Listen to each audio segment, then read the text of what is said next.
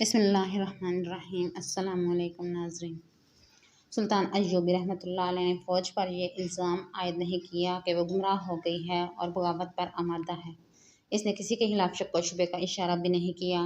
इसकी बजाय फ़ौज के जज्बे और गैरत को ऐसा ललकारा कि फ़ौज जो हैरान थी कि इसे इतनी सवेरे क्यों जगाया गया है, अब इस पर हैरान थी कि इसे करब की तरफ फ़ौज का हुक्म क्यों नहीं दिया जाता। तमाम तर फ़ौज मुश्तइल हो गई थी। सुल्तान अय्यूबी रहमतुल्लाह अलैह ने आला और अदना कमांडरों को बुलाया और इन्हें कोच के मुतल्लिक हदायत दी। कोच के लिए कोई और रास्ता बताया गया। रास्ता इस रास्ते से बहुत दूर था जिस पर महाद की फ़ौज आ रही थी। कोच करने वाली फ़ौज के साथ सुल्तान अय्यूबी रहमतुल्लाह अलैह ने अपने वो कमांडर भेज दिए थे जिन्हें वो अपने साथ लाया था। उन्हें इसने खुफिया तौर पर हदायत दी थी। फ़ौज को जब कोच का हुक्म मिला तो सिपाहियों के नारे कायरा के दर दीवार हिलाने लगे। सुल्तान अय्यूबी रहमतुल्लाह अलैह का चेहरा जज्बात की शिद्दत से दमक रहा था।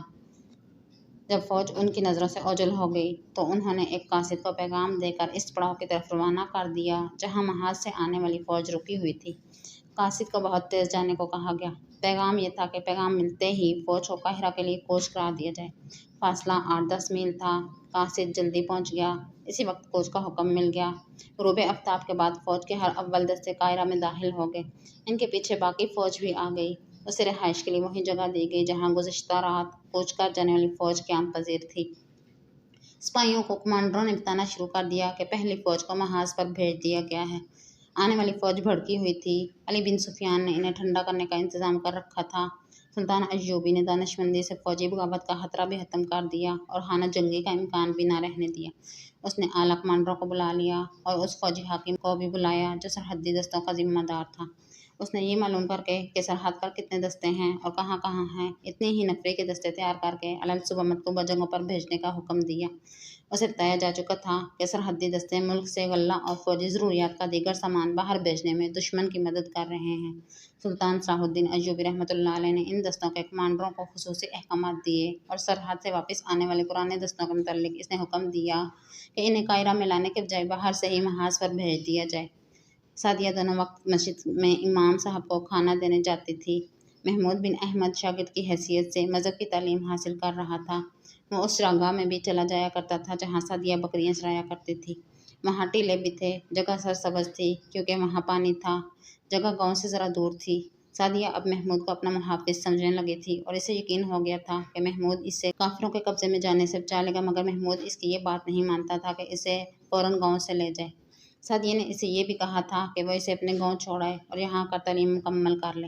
महमूद इसे बता नहीं सकता था कि इसका गांव मिस्र के दूसरे सिरे पर है जहाँ वो इतनी जल्दी नहीं जा सकता। इसने अपने जासूसी के फ़न के मुताबिक ये यकीन कर लिया था कि सादिया दुश्मन की आलाकार नहीं है। अगर महमूद के रास्ते में फ़र्ज़ हायल ना होता तो वो कभी सादिया को वहाँ से लेकर जा चुका होता। फ़र्ज़ के अलावा इमाम मस्जिद इसी के महकमे का अफसर था जिसकी मौजूदगी में वो अपने फ़र्ज़ में कोताही नहीं कर सकता था। इमाम ने इसे ये भी कहा था कि वो उसके साथ रहे। उसका कहना हुक्म की हैसियत रखता था। एक रोज़ अचानक गांव में रौनक आ गई। कुछ अजनबी सूरतें नज़र आने लगीं। हर किसी की ज़ुबान पर एक ही कलमा था, वो आ रहा है, वो आसमान से आया है, मरे हुओं को ज़िंदा करने वाला आ रहा है। गांव का हर फर्द बहुत ही खुश था। वो कहते थे कि उनकी मुरादें पूरी करने वाला आ रहा है। सादिया दौड़ती आई और महमूद बिन अहमद से कहा, तुमने भी सुना है कि वो आ रहा है? तुम जानते हो मैं इससे क्या मांगूंगी? मैं उसे कहूँगी कि महमूद मुझे फ़ौरन यहाँ से ले जाए, फिर तुम मुझे ले जाओगे। महमूद कुछ भी जवाब न दे सका। उसने अभी तक इस पुरस्कार आदमी को नहीं देखा था जिसे लोग पैगंबर तक कहते थे। महमूद की ड्यूटी के इलाके में वो पहली बार आ रहा था। उसकी करामात और मौजज़ों की कहानियाँ इस इलाके में कभी की गूंज रही थी। महमूद बाहर निकल गया तो अजनबी लोगों में उसे अपने दो साथी जासूस नज़र आए। इनका इलाका कोई और था और महमूद ने इनसे पूछा कि वो इस इलाके में क्यों आ गए हैं, तो उन्होंने बताया कि वो इस गैब दान को देखने आए हैं, मगर वो जासूसों की हैसियत से नहीं आए थे बल्कि इससे पूरी तरह मुतासिर थे। उन्होंने इसकी करामात किसी और जगह देखी थी जो उन्होंने महमूद को ऐसे अंदाज से सुनाई कि वो मरऊब हो गया। ये दोनों इस गैब दान को बरहक समझने लगे थे। महमूद ने सोचा कि अली बिन सुफियान के तरबियत याफ्ता जासूस जिससे मुतासिर हो जाए वो बरहक हो सकता है। महमूद उस सरसब्ज़ जगह की तरफ चला गया जहाँ सादिया बकरियाँ और ऊँट चराने के लिए इसे मिला करती थी, मगर वहाँ कुछ और ही गहमा गहमी थी। इसे दूर ही से दो आदमियों ने रोक दिया और कहा कि खुदा का भेजा हुआ पैगंबर आ रहा है, वो यहीं क़याम करेगा। ये जगह इसके लिए साफ़ की जा रही है। इसने दूर से देखा कि एक टीले में गार बनाया जा रहा था। अब वहाँ किसी को जाने की इजाज़त नहीं थी। गांव के लोग काम धंधा छोड़कर वहाँ जमा हो रहे थे। अजनबी आदमी जो इस जगह सफाई वगैरह का काम करते थे बारी बारी आकर लोगों को इसके मौजज़े सुनाते थे। लोग सुरूर और मशहूर हुए जा रहे थे। रात को भी लोग वहाँ खड़े रहे थे। इनकी अकीदतमंदी का ये आलम था कि मस्जिदों में भी ना कोई गया। दूसरे दिन फिर लोग वहीं पहुँच गए। इन्हें दूर ही रोक लिया गया। रात के दौरान अजनबी चेहरों में इजाफा हो गया था। ये लोग वहाँ गड्ढे भी खोद रहे थे। इनके साथ चंद ऊँट थे जिन पर बहुत सारा सामान लदा हुआ था। इनकी अभी सुबह तुलू नहीं हुई थी। सामान खोला जाने लगा तो इन्हें बहुत से खेमे नजर आए जो खोलकर नस्ब किए जा रहे थे। शाम घिरी होने लगी। रातें तारीख हुआ करती थीं। चांद रात के पिछले पहर उभरता था। इस गैबतान के मुतालिक बताया जाता था कि सिर्फ तारीख रातों में लोगों को अपना आप दिखाता है। शाम के बाद भी गांव के लोग वहां मौजूद रहे। एक तरफ गांव की औरतें भी खड़ी थीं जिनमें सादिया भी थी। जो जगह आने वाले के लिए साफ की जा रही थी वहां मशल जल रही थी। दो आदमी इन चंद लड़कियों के पीछे से आए जिनमें सादिया थी। लड़कियां इन्हें देख न सकीं। सामने से 3-4 आदमी आए। ये अजनबी लोगों में से थे।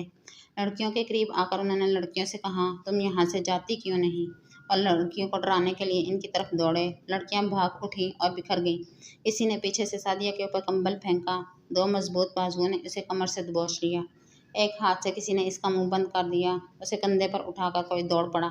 एक तो तारीकी थी और दूसरी लड़कियां भाग गई थीं, इसलिए कोई भी ना देख सका कि सादिया को कोई उठा ले गया है। उम्मीद है नाज़रीन वीडियो पसंद आएगी। वीडियो पसंद है तो वीडियो को लाइक और चैनल को सब्सक्राइब कर लें। अल्लाह आपका और हमारा हामी और नासिर हो।